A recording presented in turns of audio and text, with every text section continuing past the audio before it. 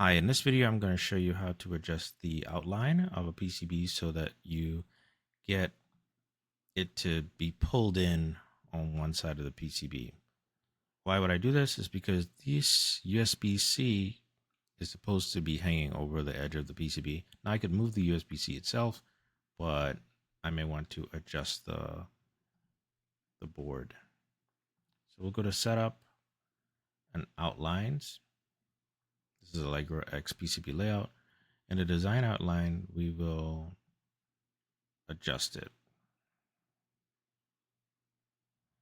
So I click on here, and then this brings the board edge in. And I click OK. We can ignore those. I'm going to ignore that for now as far as the constraint is concerned. Now when I view the 3D,